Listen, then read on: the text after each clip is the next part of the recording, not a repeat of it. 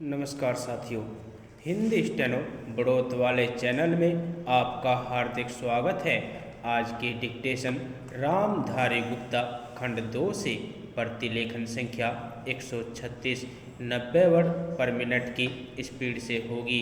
तो आइए शुरू करते हैं। डिक्टेशन शुरू होगी 5 सेकंड बाद।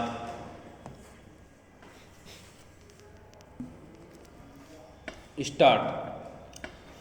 अध्यक्ष महोदय, अब हम उनके जेल जीवन की चर्चा करेंगे। महानिरीक्षक जेल के प्रशासनिक नियंत्रण में महल को जेल घोषित कर दिया गया था।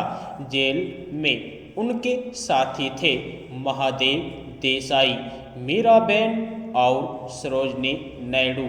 1-2 दिन बाद इस दल में कस्तूरबा भी शामिल हो गई, क्योंकि एक सार्वजनिक सभा में भाषण करने के कारण उन्हें गिरफ्तार कर लिया गया था। उसी दिन 9 अगस्त को गांधी जी ने वायसराय को एक पत्र लिखा और एक अन्य पत्र बम्बई के गवर्नर को लिखा। उन्होंने 9 तारीख को सरकार द्वारा जारी किए गए प्रस्ताव का उल्लेख किया और कहा कि इसमें सरासर झूठी बातें दी गई है।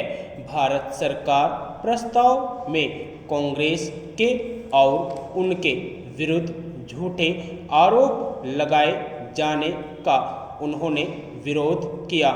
उन्होंने एक सत्याग्रही के साथ अनुचित व्यवहार किए जाने के लिए भी विरोध प्रकट किया। उन्होंने गवर्नर को याद दिलाया कि इस बार आंदोलन में अपने आप को गिरफ्तार कराने का कार्यक्रम नहीं रखा गया, बल्कि सत्याग्रही गिरफ्तारी से बचने का भी प्रयत्न कर सकता है, चूँकि वह अहिंसा में विश्वास रखता है। इसलिए उस पर हमला नहीं किया जाना चाहिए और उनके साथ धक्का मुक्की नहीं की जानी चाहिए।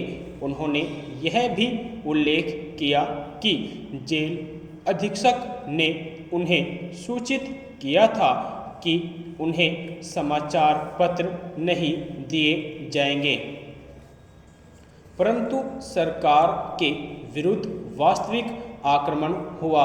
उनके 14 तारीख के वायसराय को लिखे गए पत्र द्वारा उन्होंने सरकार के प्रस्ताव के भिन्न उपबंधों का विश्लेषण किया और आरोप लगाया कि इसमें तथ्यों को तोड़ा मरोड़ा गया है और यह कांग्रेस के विरुद्ध झूठे आरोपों से पूर्ण है।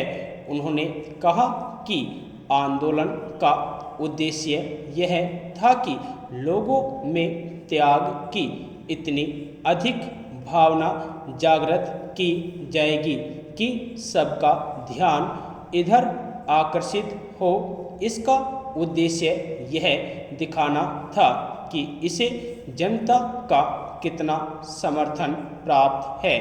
वायसराय के विरुद्ध यह शिकायत भी थी कि कांग्रेस पर प्रहार करने से पहले सरकार को अथवा वायसराय को उनके पत्र की प्रतीक्षा करनी चाहिए थी। सरकार के प्रस्ताव में सरकार द्वारा यह दावा किया गया था कि भारत की सुरक्षा का काम उनके सिर पर है। गांधी जी को यह दावा सच्चाई के साथ मजाक लगा। विशेषकर मलाया, सिंगापुर और बर्मा की रक्षा में पूर्ण असफलता के बाद उनके विचार में सरकार का प्रस्ताव सत्य की हत्या थी। वायसराय ने केवल एक वाक्य में इसका एक कटु उत्तर दिया। इसके बाद महादेव देसाई की अचानक मृत्यु हो गई, जो कि गांधी जी के सबसे अधिक वफादार सहायक और सचिव थे। भारत में यह माना जाता था कि उनकी मृत्यु के बाद गांधी जी ने महानिरीक्षक को एक संदेश दिया कि इसे एक्सप्रेस तार द्वारा भेज दिया जाए। संदेश में महादेव की विधवा को केवल सांत्वना दी थी और हिम्मत बनाए रखने को कहा गया था। यदि आपको डिक्टेशन अच्छी लगी हो तो हमारे चैनल को सब्सक्राइब करें तथा वीडियो को लाइक व शेयर भी करें। धन्यवाद।